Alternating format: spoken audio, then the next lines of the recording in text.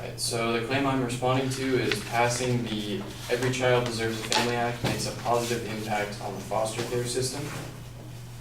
Her first secondary claim was allowing LGBT families to adopt foster youth makes for a bigger pool of people who can give homes to kids. Number two was having a federal law helps protect queer youth across the nation. And number three was that it removes discrimination of LGBT families. So my response to the claim is that I believe that passing the Every Child Deserves a Family Act would not make a significant impact on the foster care system.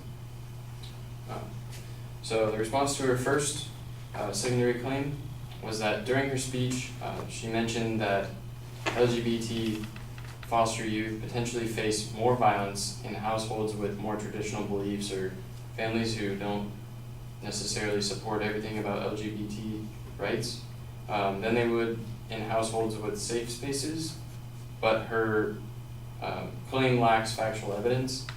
A study by the National Center for Injury Prevention and Control shows that violence is actually more common between lesbian and bisexual couples rather than heterosexual couples.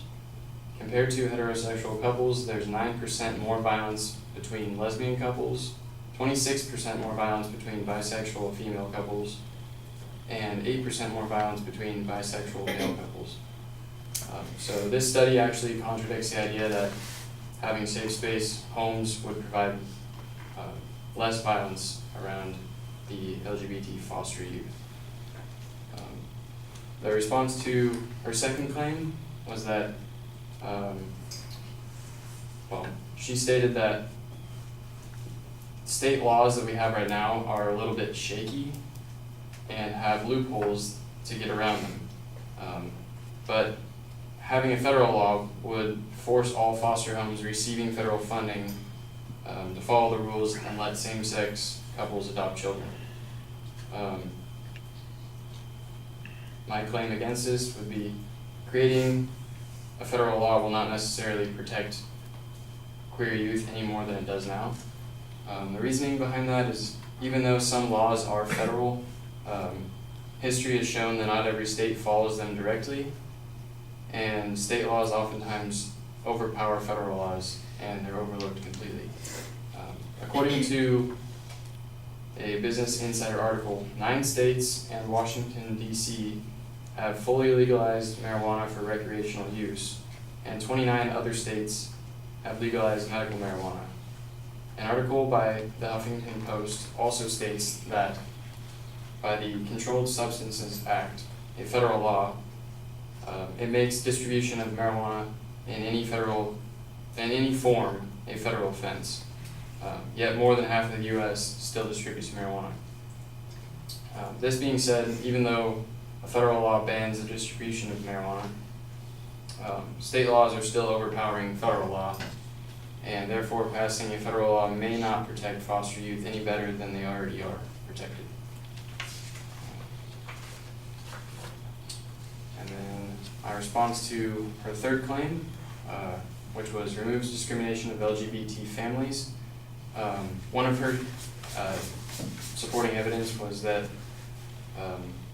some states allow only one member of a same-sex couple to adopt because they do not recognize the couple as eligible parents, and that recognition of joint adoptions gives children the same rights as a child of a heterosexual couple. This claim lacks factual evidence and proving that same-sex couples are treated differently than heterosexual couples when it comes to adoption. My reasoning behind that is that same-sex couples can already successfully adopt in the U.S. According to consideringadoption.org, it's near impossible to completely erase all the adoption discrimination against LGBT individuals, but the site recommends working closely with LGBT-friendly adoption professionals who are excited to assist in the process. But no matter what state the couple is in, there are always adoption rights for gay couples that protect the couple's ability to adopt a child. States cannot legally discriminate against people just because of their sexual orientation, especially when it comes to adoption.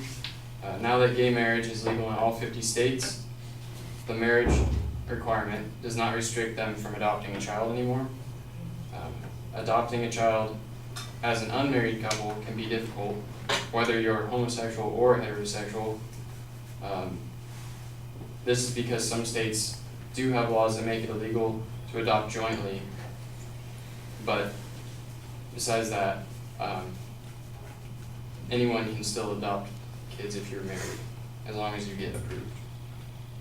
Even if the law is passed in favor of same-sex couples jointly adopting, it doesn't mean people will be more willing to allow LGBT unmarried couples to go through the adoption process.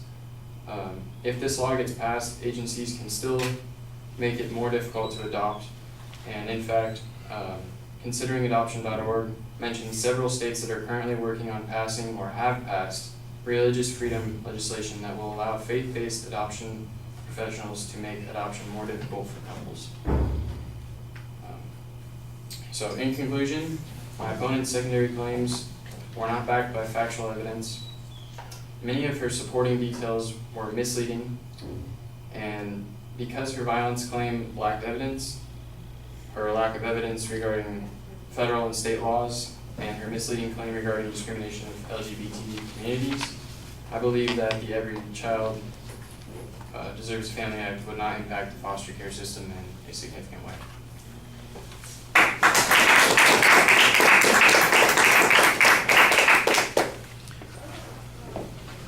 All right, on the first point, I don't remember that the advocate had any evidence on that particular point. You do have some statistical information that suggests what the issues are in that situation. I thought you went after it very directly.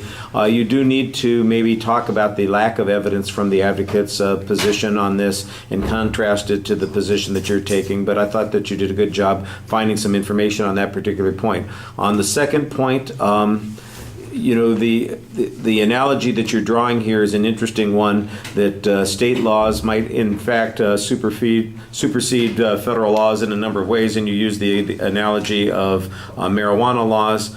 I think that that's a little bit of a stretch, but I understand the point that you're taking. In essence, there might be variations in the state actions and activities that the federal laws could not regulate or eliminate, or if they tried to do so, it would be ineffective at doing so. Since we don't know how significant the problem is in the first place, it's hard to gauge what the solution is going to be by adopting these laws. I think that's kind of the position that you're taking here, is that this is an abstract concept, and the only analogy that we have seems to suggest that it's not really going to get much better one way or the other simply because it's a federal law. So it's kind of an interesting comparison. I'm not sure I'm entirely comfortable with it, but I guess it's better than a poke in the eye. On the on the discrimination issue, you kind of are, at one point you're kind of arguing almost a contradictory position to the first point or to the second point, because you do say, well, under existing law, all 50 states, the federal government, they require that same-sex marriages be recognized. Well, wait a second. If that, that's the marijuana argument again that's going on here. I thought there's a little bit of inconsistency on that.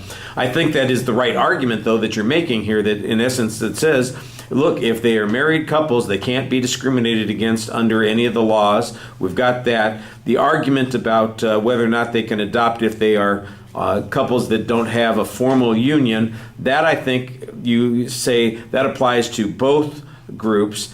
Then you kind of have this argument in two different places. One that says, look, we can never eliminate it entirely, and there might be ways in which this kind of discrimination could continue even if the laws change. This is kind of a workability argument for a policy claim, and it's not an unreasonable argument to make, but I'm not sure that it's necessary to make at this particular point.